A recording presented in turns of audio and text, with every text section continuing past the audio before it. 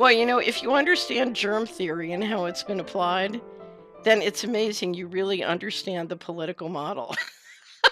Oh, 100. It's the perfect metaphor, so it's a perfect place. It's the perfect thing for us to share on our first discussion. So let me present you with the soapbox. We need a deeper history and education in the germ theory. If it hasn't driven you crazy by now, you have a very strong constitution.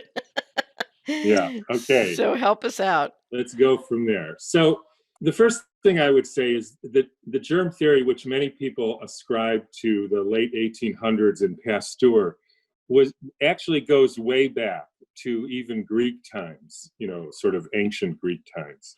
Right, Aristotle. Yeah. And it's because, for very simple reasons, that if you observe the world, which we all do, it appears that people in the same place sometimes get sick with the same thing. And so it's not at all unreasonable to say they may be passing something back and forth. Right. And so that thought has been there for literally thousands of years. Now that's one of the sort of modern proofs that there are viruses and bacteria causing disease. And I would point out that any of us would think that that's actually nonsense because, for instance, in Japan in whatever 1945, a lot of people died because somebody dropped a bomb on them, Right. and nobody thinks that's a virus. So one can't say because a lot of people in the same place get sick, that means it's a virus, or even that it's contagious. So that's the background. And then came a change in human consciousness to a much more mechanistic, materialistic mode of thinking. I mean, thinking like Descartes thought that only physical substance exists. Right. That, I would say, was a radical departure from how every prior human culture or people thought about life in the world. So this theory that we're only based on substance is a very radical theory. But anyways, so that was the sort of philosophical background to the 1890s. And then came some experiments and some invention of the light microscope. And people started seeing these unicellular organisms called bacteria. And then came the theory that some of the diseases that we see, and maybe even most of them, are because this bacteria goes from one person to another and makes them sick. And that's basically the foundation of the germ theory. Now, interestingly, at that time, and now we're talking 1850s to 1880s, there were a lot of people, and particularly a guy named Beauchamp, who said that's just not true.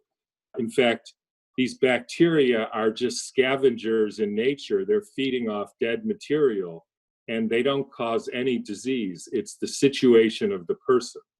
So then you have this sort of debate of germ versus terrain. Terrain just means the condition of the person or the animal. Right. So then Pasteur got into this and decided to try to sort this out. Now, here's the way that I would describe it to people. And I would say, almost to a certain extent, of all the things I may say, if you want to remember anything, this is the thing to remember. So let's take an example of how this works. We're talking terrain versus germ. So let's say you have a cow, and for whatever reason, you don't feed the cow properly. So instead of feeding the cow pasture and grass like cows are supposed to, you feed it grains and cardboard and dead cow parts and all the other things that we feed cows. So now you have a sick cow. And then to top it off, you spray glyphosate and DDT and other, worming agents and fungus killing stuff and whatever. Right. All of that gets absorbed into the cow's tissues, which is the whole point.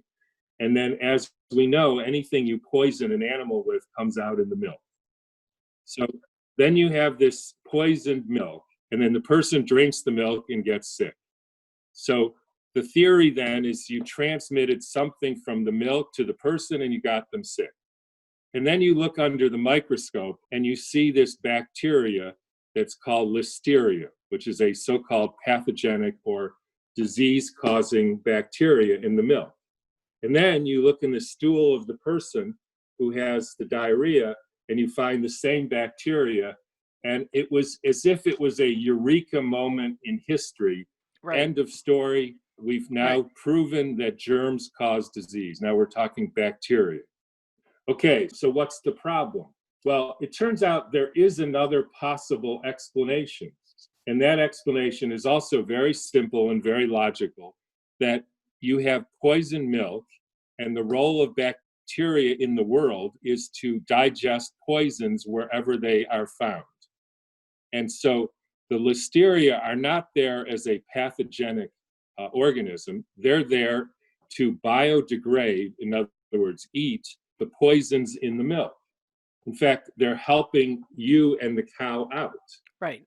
Now, we have two very reasonable explanations. I would only point out that if you look into nature, which is, what I've tried to do for 40 years as a student of Goethe, he said, don't start with theories, start with observations.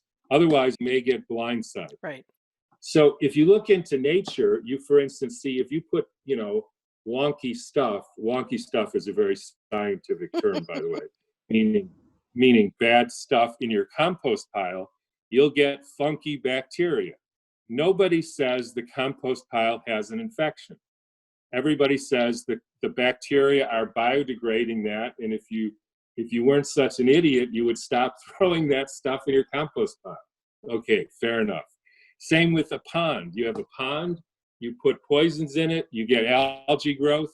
The algae are eating the poisons. They're helping you out because you were, quote, dumb enough to put poisons in your pond.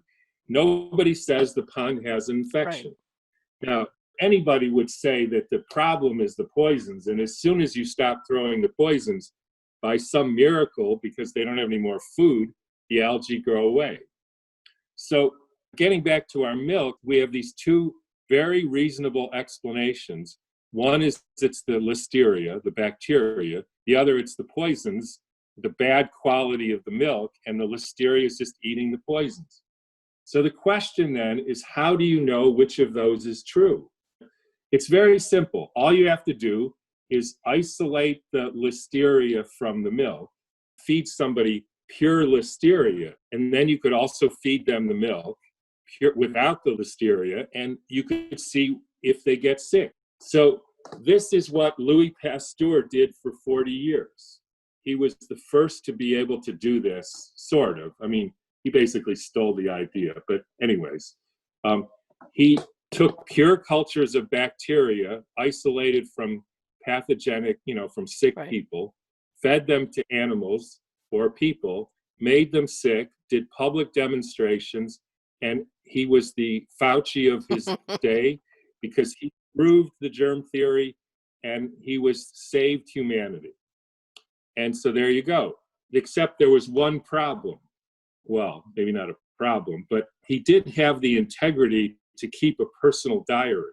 And in that diary, which he told his heirs never to publish, but apparently one of his heirs, I think his son-in-law or something, hated his guts because he's kind of an asshole, but published it anyways.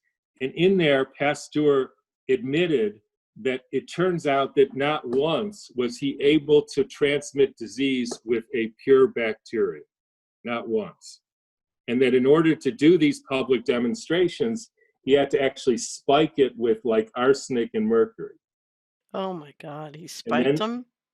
yes, Wow. because how are you going to make people sick? He already Right. knew that he couldn't. So, and anyways, when you're famous, you know the rest, but you keep going. Right. Once you get caught in a fraud, you're in trouble. So then you have to escalate. And he didn't tell anybody, except he told people in his diary. And then famously on his deathbed, he said, the germ is nothing, the terrain is everything, because he realized he was a complete failure and a fraud. Right.